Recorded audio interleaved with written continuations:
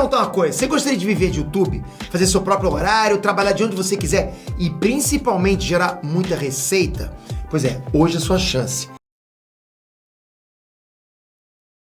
Imagina que não existe maturidade de produto numa determinada empresa qualquer que já tem um time rodando, etc.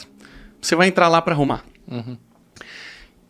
Eu queria que a gente fosse pensando tudo que a gente deveria fazer de produto, porque a maioria das pessoas que escutam e assistem a gente aqui é de tech, são empreendedores e vivem isso, respiram isso. E toda vez que a gente dá meio que playbooks, que no fim das contas é o livro, por sinal, o Joca tem 3 livros, né, Joca? Isso aí. Tem 3 livros de produtos, são incríveis, a gente vai falar deles aqui. Eu queria ver se a gente fazia um roteirinho aqui do que você acha, quais seriam os primeiros passos?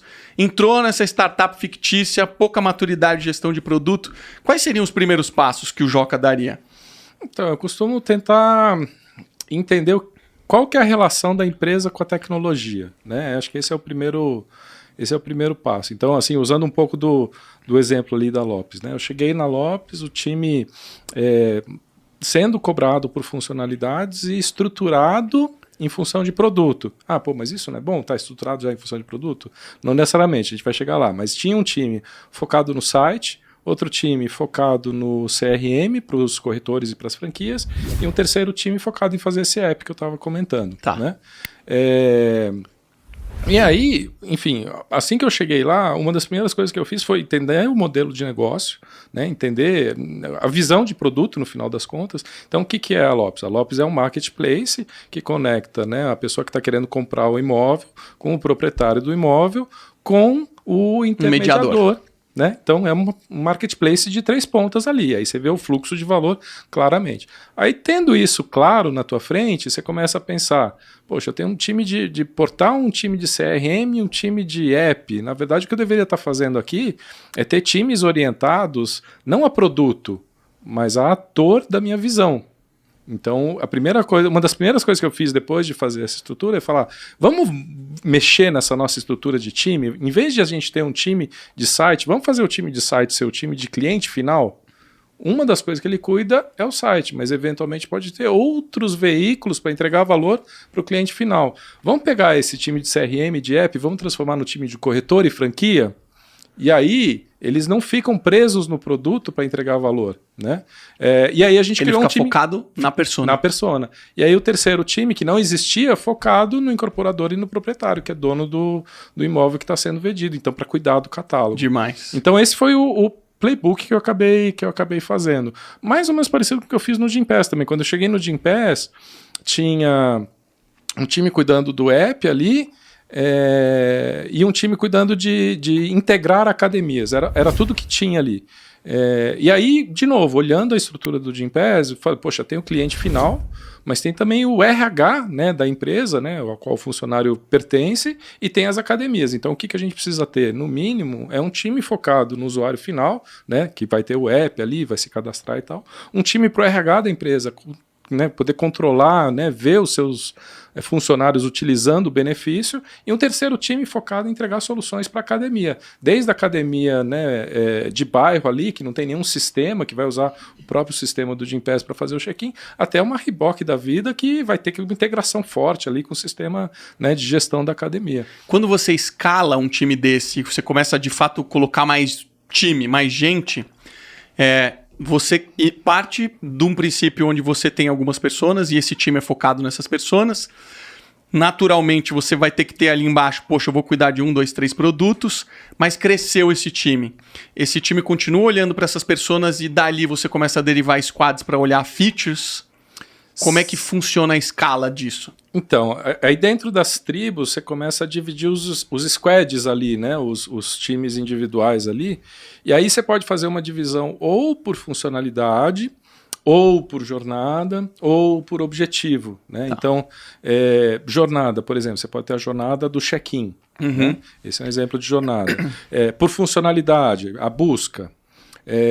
Por objetivo, um squad de growth, reduzir churn, reduzir churn, ou growth, né? Aumentar o enrollment rate, aumentar cadastro. Então, você acaba fazendo por diferentes tipos. Sempre acaba ficando meio híbrido ali, né? Dependendo muito da tua necessidade. Mas o que é bacana nesse modelo, eu gosto bastante, tenho usado cada vez mais. Nesse modelo é que o foco é na persona, né? O foco principal e é não na no persona. Produto. Exatamente. Isso é interessante. Já uma puta dica para quem tá montando. Me fala um pouco de rituais, Joca. O que você gosta de implementar de rituais nos squads?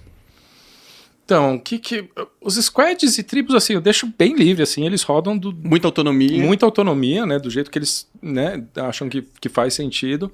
Os squads que eu tenho com o time como um todo, hoje eu tenho mais ou menos umas 100 pessoas ali no Labs. O que eu tenho? Eu tenho alguns líderes comigo, né, então eu tenho um líder da tribo de cliente final, um líder da tribo de corretor e franquia e assim por diante, né? Normalmente o líder tem qual posição na estrutura? Ele é o squad lead, eu imagino. Ele é o squad lead, mas eu já tive algumas situações diferentes. Hoje, o que eu estou fazendo? É um GPM que é responsável pelos PMs, e só pelos PMs. Tá. Tem designers no time? Tem, mas eles reportam funcionalmente... O GPM é um Group Product Manager, Group Product né? Manager, isso. É um gestor de gerentes de produto. Isso. E aí tem os designers reportam funcionalmente para um head de UX, e tem os engenheiros, as engenheiras, os engenheiros que reportam para um lead de engenharia. Que é o líder do capítulo. Essa discussão é super interessante. Como é que você enxerga a liderança no squad? Ele tem a liderança dividida, ele reporta para o squad lead... Ele reporta para o squad lead no dia a dia, né? E reporta pro líder de engenharia na estrutura na estrutura funcional. Legal. E como é que funciona para você os feedbacks nessas situações, né? Porque normalmente o squad lead ele não necessariamente é da mesma função do liderado dele. Eu não sei se vocês fazem alguma performance review, avaliação de performance. Como é que funciona essa rotina? Então, aí tem que ser nesses dois vetores, não tem jeito, né? Você tem que olhar a parte da função e você tem que olhar a parte da entrega de resultado daquele squad, né? Que é liderado funcionalmente pelo Tribe Lead ali, pelo GPM. Legal. Então tem que ter, que é a entrega de resultado para aquela persona. Total, né? Total. Lá no Nubank a gente tinha um problema sério com isso, porque era uma das minhas maiores críticas e o Davi até concordava muito, que o líder da pessoa não era do squad. Então ele não tinha autonomia.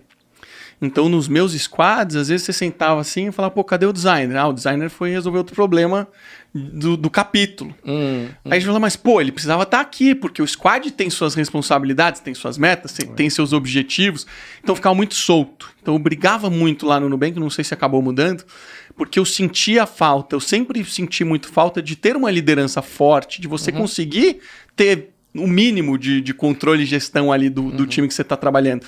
Esse modelo que você falou, para mim, é um modelo ideal. Ele dá um pouquinho mais de trabalho na hora que você vai dar os feedbacks e fazer o desenvolvimento, porque ele acaba tendo que ter 2 one-on-ones, né? Um one-on-one técnico, que ele vai ter a evolução técnica dele, mas ao mesmo tempo não é um cara que está fazendo o code review dele, né? Então tem um desafio ali, e tem o desafio do dia a dia, que é como essa pessoa está lidando com o time, performando nos rituais, trabalhando em grupo, né? Mas o que acontece? Aí o líder funcional, ele obrigatoriamente vai ter que fazer um bate-papo com o líder da tribo para fazer. Como é que ele está contribuindo? Como é que essa pessoa está contribuindo aí nos resultados, nos OKRs desse time? Né? Ele está realmente participativo? Como é que está? Funcionalmente eu sei como é que ele funciona. Eu entendo tecnicamente em que nível que ele está e como é que ele está indo atrás de conhecer mais, enfim, da função dele, mas eu quero saber a participação dele no time. Então sempre tem que ter essa conversa entre o líder de tribo ali, né, a pessoa que lidera a tribo, e a pessoa que faz a liderança funcional.